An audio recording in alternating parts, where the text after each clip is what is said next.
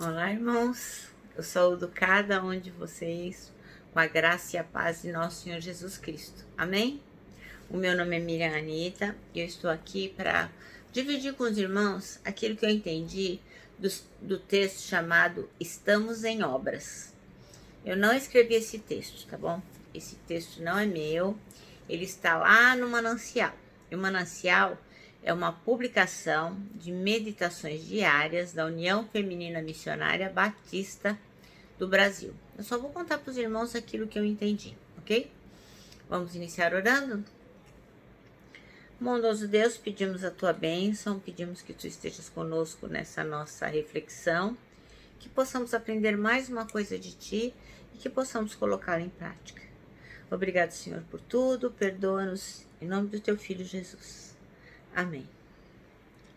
Bom, irmãos, então o texto hoje foi escrito pelo pastor André Oliveira e ele pede que a gente leia Filipenses, capítulo 1, versículos 2 a 6. E diz assim, ó.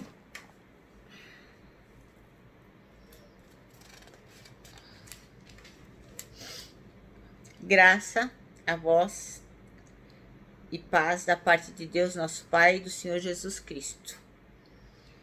Dou graça ao meu Deus todas as vezes que me lembram de vós, fazendo sempre com alegria oração por vós em todas as minhas súplicas, pela vossa cooperação no Evangelho desde o primeiro dia até agora, tendo por certo isto, mesmo que aquele que em vós começou a boa obra a aperfeiçoará até o dia de Jesus Cristo. Amém? Então, o versículo-chave é o versículo 6, que diz: estou convencido de que aquele que começou a boa obra em vocês vai completá-la até o dia de Cristo Jesus. Bom, então o pastor aqui diz que só quem iniciou uma reforma em casa sabe como que é complexo, como que é difícil realizar uma obra. Tem que planejar, tem que orçar, tem que ver quanto custa a mão de obra, material. São tantas coisas a se resolver e parece que quem está fazendo uma obra, parece que aquilo nunca tem fim. É infindável. Toda vez que você acaba lá de fazer o seu orçamento, parece que aparece uma coisa nova, uma coisa para modificar, ou uma coisa que não dá certo. São tantas coisas a se resolver em algo que parece nunca ter fim. Mas você já parou para pensar que na relação com Deus também existe uma obra e que muitas vezes ela também parece que jamais vai acabar? Sim, e nessa obra nós somos a casa. Então parece que nós temos tantos defeitos, tantas coisas a serem lapidadas, que parece que nunca vai ter fim essa nossa obra, né? Deus trabalhando em nós. Então dizer que somos casa é dizer que somos habitação definitiva de Deus. O Senhor não habita em nós temporariamente e daqui a um pouco vai habitar em outro lugar. Quando o Senhor vem habitar na gente, quando a gente decide se posicionar ao lado de Jesus Cristo, que a gente aceita Jesus Cristo como nosso Salvador, reconhece que Ele veio nos resgatar, então Deus vem morar para sempre na casa da gente, para sempre no coração da gente. O nosso coração, a nossa alma, o nosso espírito passa a ser casa do Senhor. Então nunca é temporário. Quando a gente se decide ao lado do Senhor, Ele vai morar para sempre conosco. Então, Deus habita em nós para sempre, por isso que Ele começa em nós uma obra e temos certeza que Ele vai completar essa obra, pois ninguém gasta tanto esforço e recurso em uma obra em que não vai usufruir. É como nós, né? Nenhum de nós aqui vai reformar a casa do outro, construir a casa do outro, porque sabe que qualquer benefício que for feito num imóvel que não seja nosso, numa casa que não seja nossa, vai ficar para o outro, né? Então a gente só investe naquilo que nós temos certeza que vamos usufruir. Assim também é Deus. Então, como a obra que fazemos em nosso imóvel visa deixá-lo mais parecido com o que a gente planeja, a obra de Deus em nossas vidas também tem esse mesmo objetivo, deixar cada dia mais parecido com aquilo que Deus quer em nós. mesmo que isso nos traga alguns transtornos. Então, às vezes parece que as coisas não saem do jeito que a gente quer, mas é porque o Senhor está trabalhando e vai fazer com que a obra se complete de qualquer forma, mesmo que aquilo não pareça não ser bom para nós. Então, a poeira é sacudida, as imperfeições são reveladas, algo precisa ser removido. Quando a gente não faz uma reforma, não fica cheio de entulho, a gente não tem que nivelar o que está torto, aparar o que não está bom. É assim a mesma coisa o Senhor conosco.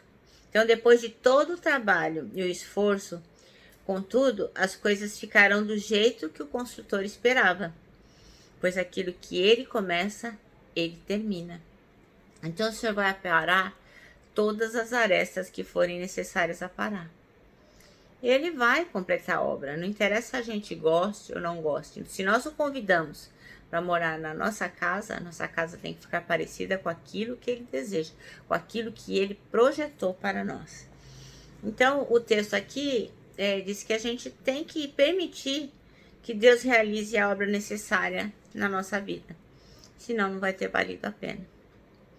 E eu vou contar para vocês a historinha de uma moça. Ela era costureira. Então, ela sempre trabalhou com tecidos, linha, agulha, tesoura. E a mãe dela também era costureira. E a mãe dela sempre ensinava que a vida, a família, as coisas que nós procuramos viver são como uma colcha de retalho, que ela precisa ser a todo tempo alinhavada para que se construa uma colcha perfeita, bonita, visualmente bonita, e também que nos aqueça nos dias de frio. Enfim, não é só uma questão de estética, mas também de utilidade. E essa moça casou com um empresário muito importante.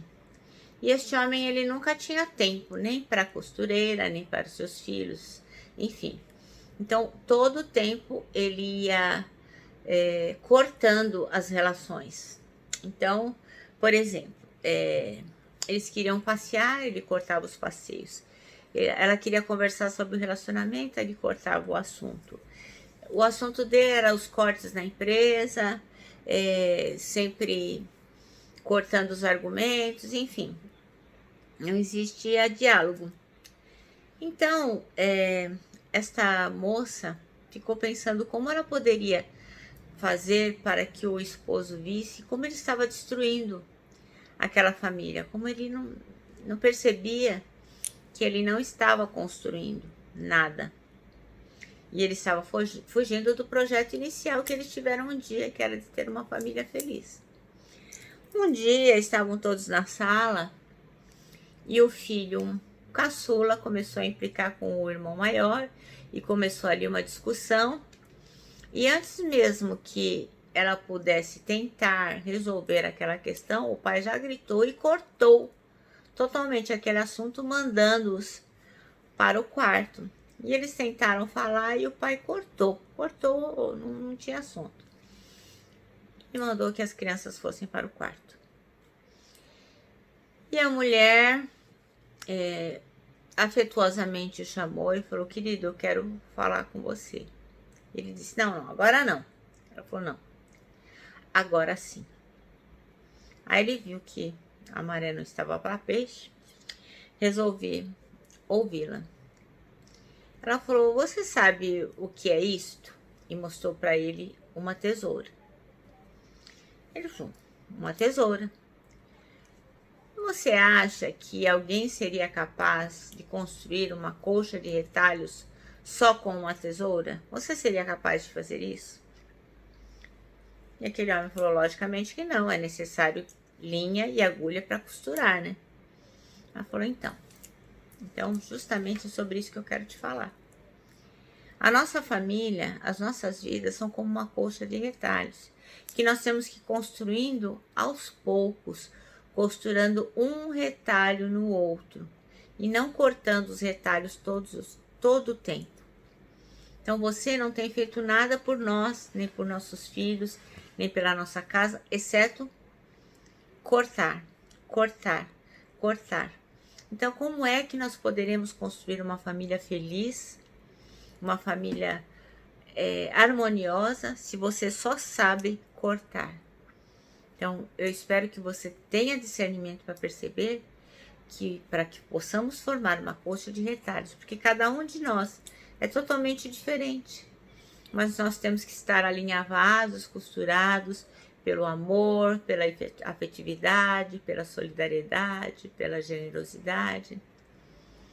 Sem a agulha e a linha de todas essas coisas, nós nunca conseguiríamos construir a nossa coxa de retalhos. E aquele marido calou-se e ficou pensando que talvez ela tivesse razão. Ela falou, bom, agora eu peço licença, porque eu vou lá costurar os nossos filhos, porque eu não quero que eles sejam retalhos cortados da nossa coxa de retalhos. E ela foi para o quarto das crianças. E ele ficou ali meditando, e ele fez consigo uma oração, pedindo a Deus perdão por ser o empecilho da construção daquilo que era um projeto de Deus, a família. E aí ele foi para o quarto, e quando lá chegou, a sua esposa estava costurando uma coxa de retalhos, e os seus 2 filhos estavam rindo e brincando ao lado dela.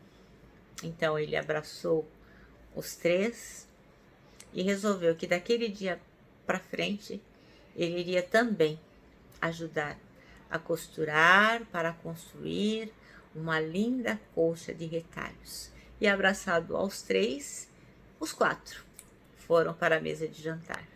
Amém? Bom, irmãos, então a nossa historinha é essa que diz também que a gente está em obras. Então somos coxas de retalho, somos casa em construção, somos seres inacabados. Somos aquilo que o Senhor tem planos, aquelas pessoas para as quais o Senhor tem planos, projetos. Ele já calculou tudo para a nossa vida. Mas nós temos que estar à sua disposição. Nós temos que estar dispostos a sermos aparados, lixados, retirado todo o entulho. Temos que estar disponíveis para sermos costurados como uma coxa de retalhos para o Senhor. Enfim, que nós possamos ter esse discernimento e essa sabedoria e nos lembrar que nós estamos em obra. Estamos em obras porque o Senhor tem planos para nós. Mas nunca nos esquecermos também que temos que ser pacienciosos, generosos, tolerantes com os nossos irmãos, porque eles também, como nós, estão em obras. Amém?